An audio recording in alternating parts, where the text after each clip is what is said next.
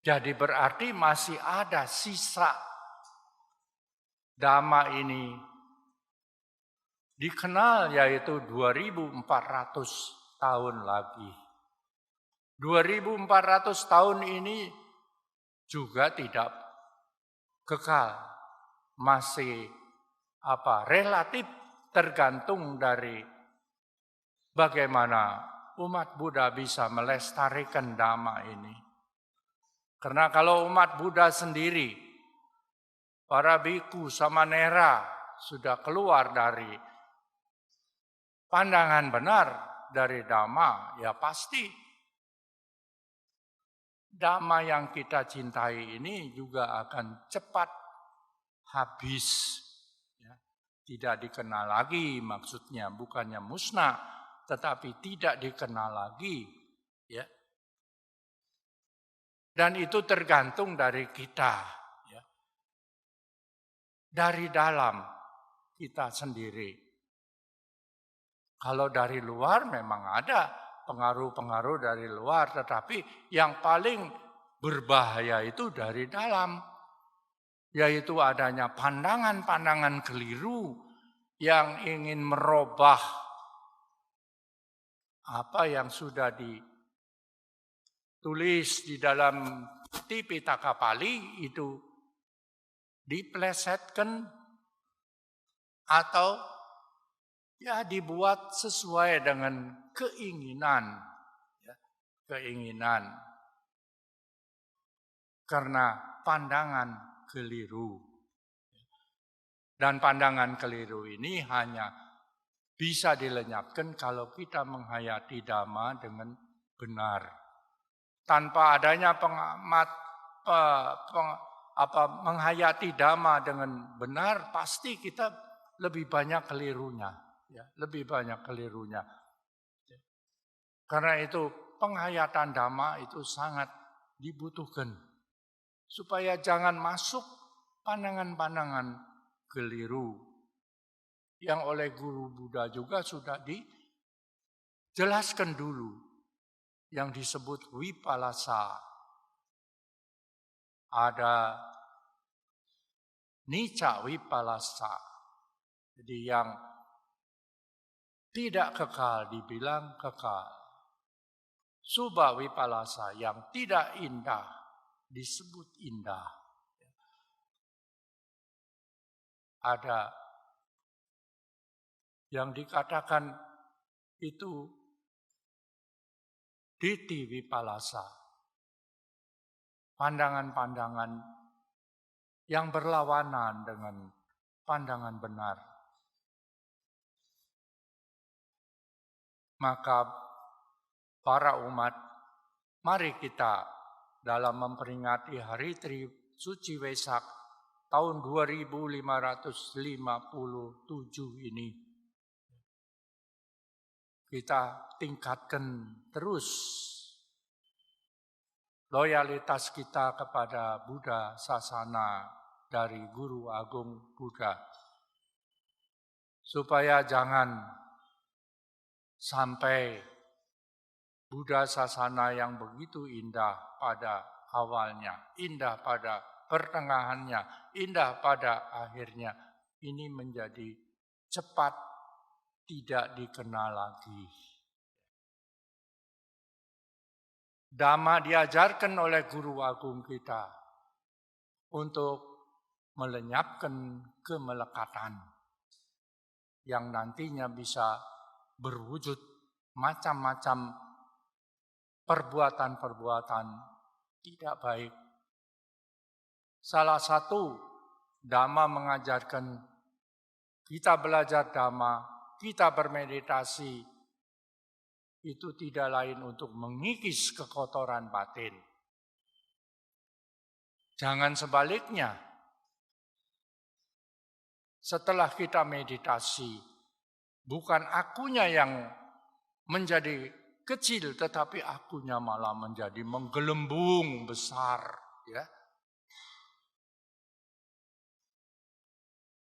Ini jangan sampai terjadi.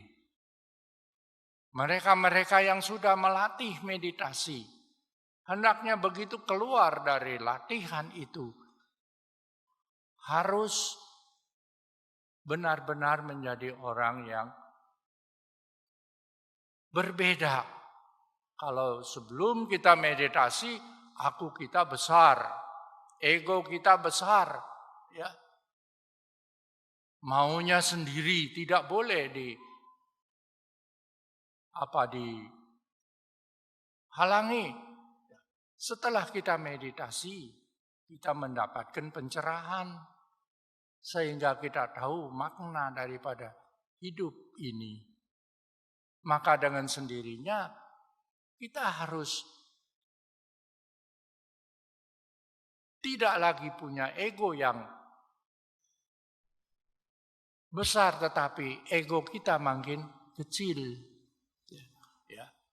Satu kejadian ketika biku-biku ribut terus, ya. Sangga tidak tenteram, sudah diberi peringatan. Ya, guru agung tidak seperti kita, mungkin kita bawa pentungan, kita pukul. Guru agung pergi ke hutan menyendiri.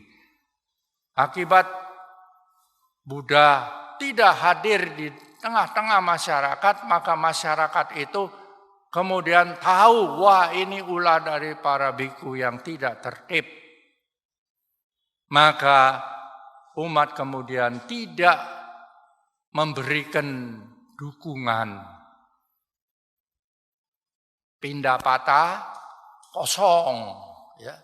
Biku-biku pulang kelaparan.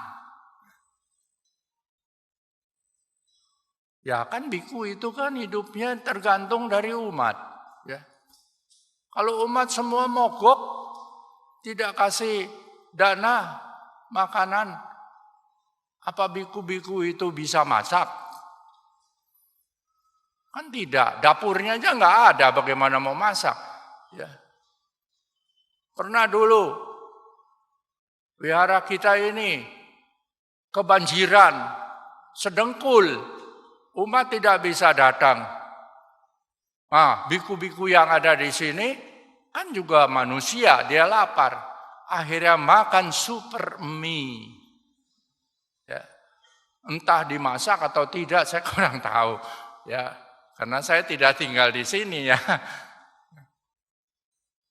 Nah, jadi terasa sekali dukungan umat bagi sangga itu terasa sekali. Karena itu maka saya selalu berpesan kepada para biku muda.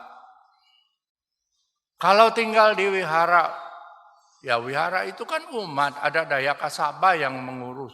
Jangan terlalu ikut campur pada program-program dari Dayaka Sabha itu. Kita hanya sebagai penasehat, kita hanya sebagai narasumber dhamma, ya. Tetapi yang melaksanakan itu adalah Dayaka Sabha. Ya. Kalau kita anggap apa yang direncanakan Dayaka Sabha itu baik, maka kita juga ikut bermudita cita. Kalau dia tidak baik, ya kita kasih saran. Kalau ini dilaksanakan akan timbul masalah. Ya biasanya kalau bikunya memberi saran yang baik dengan kata-kata yang santun, ya otomatis Dayaka Sabha juga akan ikut. Ya. Nah inilah praktek-praktek yang membawa kita hidup rukun. Ya. Jadi saling menghormati, saling menghargai tugas masing-masing. Sehingga tidak bentrokan. Kalau kita bentrokan terus, kita malu. Malu sama siapa? Saya pernah pergi ke Thailand. Di sana saya lihat, di dalam satu kandang, itu ada harimau. Di samping ada harimau, ada juga babi. Ada juga anjing, kan babi anjing itu kan musuhnya harimau. Tapi kok mereka bisa hidup rukun? Ya karena dilatih. Ya memang kerukunan harus dilatih. Tapi kita kadang-kadang tidak mau melatih sehingga akhirnya ya pada bawa cara sendiri. Bapak, Ibu, saudara-saudara sekalian, ini hanya sebagai satu pesan sponsor ya saja, hendaknya tidak diambil hati ya. Maka selanjutnya mari kita sama-sama juga membina kerukunan di dalam kerja sama membangun Wihara Dhammacakka Jaya ini. Ya. Kalau kemarin selama 14 hari ya yang kita hormati ini, namanya saya lupa, Kun Prayun dengan timnya tidak rukun pasti ya Buddha Rupa ini tidak akan secantik ini ya. Tapi karena Kun Prayun dengan timnya itu kerjasama ya. Sehingga akhirnya hasil yang luar biasa bisa kita lihat. Nah begitu juga dalam acara yang Bapak Ibu terima itu di sana, saya melihat ada tugas besar yang masih belum kita realisir. Kalau kita menengok ke belakang, Upo Satagara ini masih berantakan, ya, masih berantakan, ya karena gedung-gedung yang tadinya ada dihancurkan karena ingin membangun satu sarana Wihara Dhammacakka Jaya ini gedung 10 lantai dengan 2 tempat parkir di bawah. Ya. Karena memang tanpa ada tempat parkir kita melihat tadi saya hampir terlambat datang karena tidak bisa masuk mobilnya. Ya. Karena parkir di jalan, itu masih untung ada toleransi dari penduduk. Kalau terus-terusan begini, pasti kita akan didemo. Ya. Karena jalan umum ditutup untuk parkir. Ya. Tetapi kalau nanti kita sudah punya gedung, sarana yang baik, ya mudah-mudahan hal itu akan lebih nyaman. Tidak seperti sekarang, ya. Karena fasilitas yang masih kurang, ya menyebabkan terjadinya ini. Kita juga sangat menghargai toleransi dari para tetangga-tetangga kita yang masih bisa tahan sabar, ya. Paling-paling mobil Avanza nomor ini hendaknya digeser karena ada yang mau lewat dan sebagainya. Ya paling-paling begitu saja, ya. Belum sampai ada protes-protes yang di luar kepatutan, ya. Tetapi ini jangan dibiarkan. Karena itu maka saya menghimbau selaku Kepala Wihara Dhammacakka Jaya yang sudah karatan ini ya, sudah 24 tahun saya tidak ingat menjadi Kepala Wihara Dhammacakka Jaya. Pengennya sih diganti sama yang muda, Pak Sigit misalnya, ya. Ya jadi saya menghimbau kalau kita semua yang hadir di sini mau bersatu padu, ya. Ya tentu membangun sarana ya perlu dana. Kita bisa sisihkan ya dari apa yang kita miliki. Tidak usah banyak, ya, asal kontinu, abinang deti, terus menerus, ya, pasti apa yang kita cita-citakan itu akan bisa segera terrealisir. Ya. Bukankah Guru Agung mengajarkan 3 langkah di dalam melaksanakan praktek Dhamma yang selalu berulang-ulang? Dana nomor 1. Ya. Dana nomor 1. Karena dana itu tidak sesulit sila. Ya. Kalau sila itu ya harus mengendalikan diri. Ya. Mungkin ada kesenangan-kesenangan yang harus ya ditahan. Ya. Tapi kalau dana itu kan hanya sekedar merogoh kantong saja, ya, lalu memberi sedikit, ya, asal sering-sering, nah, jadi lebih mudah, ya. Bahkan umat juga kadang-kadang, saya tidak mau ikut-ikut yang susah-susah, yang penting saya berdana. Nah, itu juga bagus, ya. Tetapi memang untuk mendapatkan yang lebih bagus, ya tentu harus lebih banyak yang harus dilakukan. Ya. Jadi dana merupakan yang paling awal dalam praktek Dhamma Guru Agung ini. Ya. Sebab manfaat dari dana ini itu sangat besar. Yang pertama, orang yang banyak berdana akan disukai oleh siapapun juga, ya. Akan banyak sahabatnya. Yang kedua, dana itu merupakan juga cara mengikis keserakahan. Yang dewasa ini itu sudah merajalela karena adanya kemajuan-kemajuan di dalam dunia.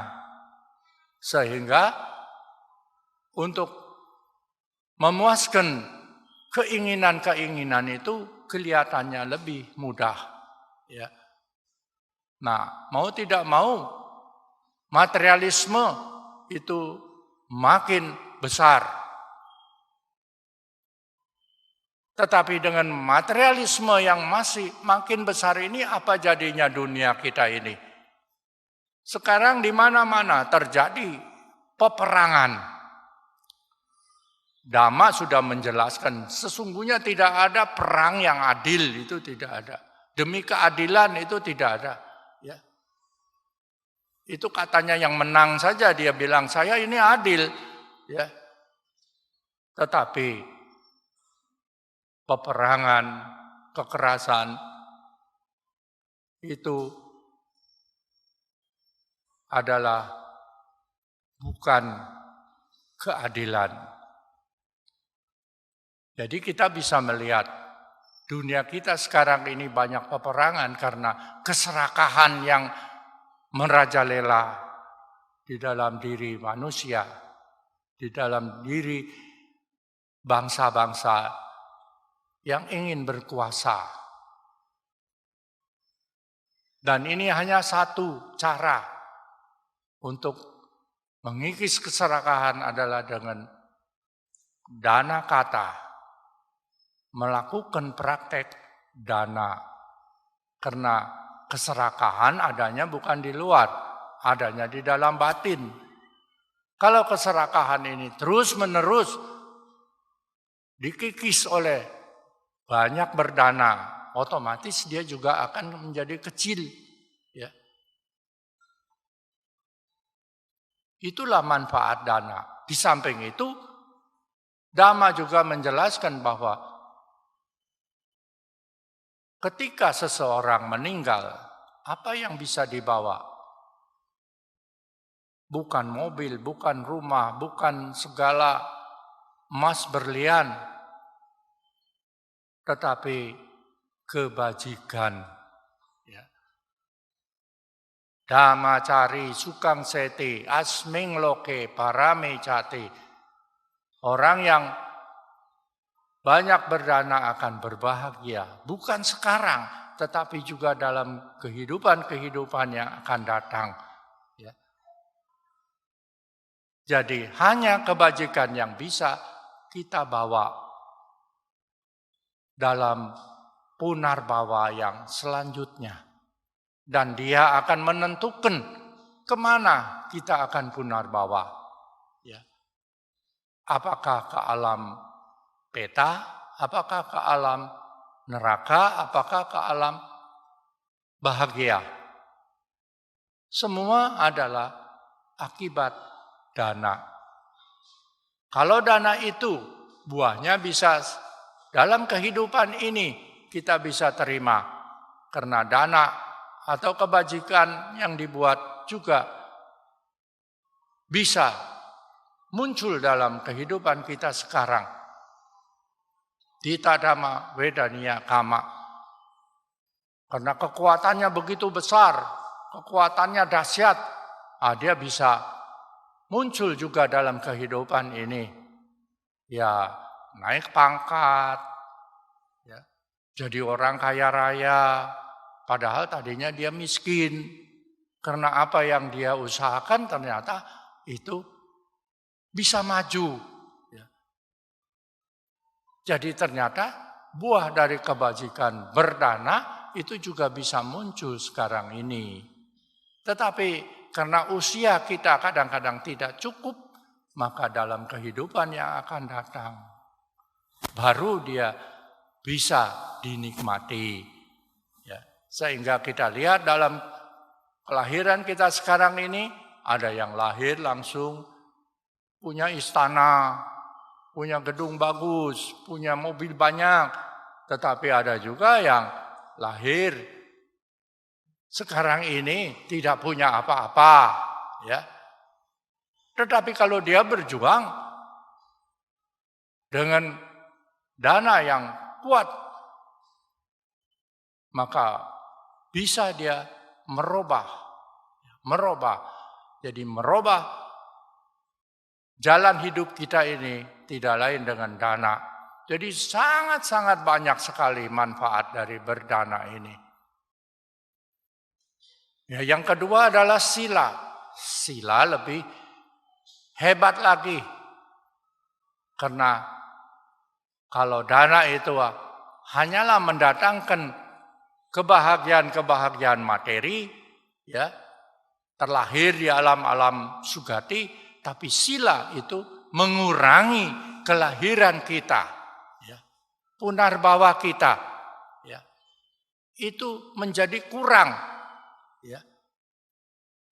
Karena Sang Buddha sendiri sudah menyatakan dukkha jati punang-punang, kelahiran yang berulang-ulang, walaupun jadi raja terus, jadi bangsawan terus, jadi orang kaya terus, sungguh menyakitkan, ya. Tetapi kalau kita bisa kurangi punarbawa itu, makin mendekati dukkha nirodha atau merealisir nibbana, itu dengan sila, ya, dengan kemoralan. Ya. Ada dua macam kemoralan, ada pakati sila yang dilaksanakan oleh para umat yang masih berkeluarga, ya, disebut pakati sila, dia mendukung, ya. Manfaatnya tidak berbeda, hanya akan lebih lama, seperti perahu. Kalau muatannya banyak, dengan perahu yang tidak ada muatan, ketika berlayar itu pasti yang tidak punya muatan itu akan lebih mudah, ya, lebih cepat sampai ke tujuan karena enteng. Tapi kalau yang banyak muatannya, ya dia agak berat kan, ya. Itu sudah jadi hukum di dunia ini. Pakati sila, ada yang disebut panyati sila, yaitu mereka-mereka yang mau melatih lebih banyak lagi sila, apakah atah sila, ya, dasa sila, atau patimokkha sila. Itu tergantung dari kemampuan masing-masing. Ya. Jadi sila itu kebajikan yang nomor 2. Setelah itu ada satu lagi yang harus dilaksanakan. Dana sila bawana. Bawana melatih pikiran supaya terfokus terus kepada Dhamma. Ya. Inilah vipassana yang terus-menerus di dalam kehidupan ini. Jadi vipassana itu memang harus dilatih di tempat yang sunyi. Tetapi setelah kita vipassana, ya tugas kita ini ya melatih vipassana di dalam kehidupan sehari-hari. Mengamati dengan benar. Memiliki yata butanya nadasana. Melihat fenomena hidup ini dengan wajar. Ya. Dengan wajar, bebas dari wipalasa-wipalasa. Sehingga dengan demikian kita akan punya batin yang tenang, tentram, bahagia. Nah, Bapak, Ibu, Saudara-saudara, 3 langkah ini kalau kita lakukan pasti akan membawa manfaat sebagai umat Buddha dan juga sekaligus melestarikan Buddha Sasana yang kita cintai ini, sehingga bisalah dia bertahan 2400 tahun lagi, ya, memberikan peluang bagi kita untuk bisa mencapai paling tidak dalam kelahiran-kelahiran selanjutnya itu Sotapanna, yaitu orang yang lahir tidak ada yang ke-8. Jadi tidak ada yang ke-8, ya mungkin 3, 5, atau 7 kali lagi. Kan luar biasa Dhamma dari Guru Agung kita ini. Ya. Karena itu maka Bapak, Ibu, Saudara-saudara, mari dalam memperingati Hari Trisuci Wesak 2557 tahun Buddha ini, kita bulatkan tekad untuk melaksanakan, mempraktekkan Buddha Sasana di dalam kehidupan kita sehari-hari. Ya. Kalau tidak bisa banyak, ya cukup apa yang kita bisa lakukan supaya tidak sia-sia usia kehidupan kita yang makin lama makin kurang ini. Saya mungkin tinggal 5 tahun lagi, ya. Kalau Bapak, Ibu, Saudara-saudara, apalagi yang muda-muda, ya mudah-mudahan lebih banyak lagi, ya. Nah, itulah yang saya sampaikan dalam mengisi Dhamma Desana menjelang saat-saat Trisuci Wesak. Selanjutnya nanti kita akan bersama-sama melakukan meditasi, ya, sampai pukul 11.30, ya. Sekarang masih ada waktu 20 menit, ya, kita gunakan untuk siapa yang mau ke belakang silakan, ya. Ya, setelah itu kita tidak saling ganggu, duduk meditasi menyambut detik-detik Wesak pukul 11.24. Untuk ini saya serahkan kepada Romo di depan untuk ya memimpin selanjutnya. Selamat Hari Trisuci Wesak. Semoga Tiratana memberkahi kita. Sabe sata babantu sukitata.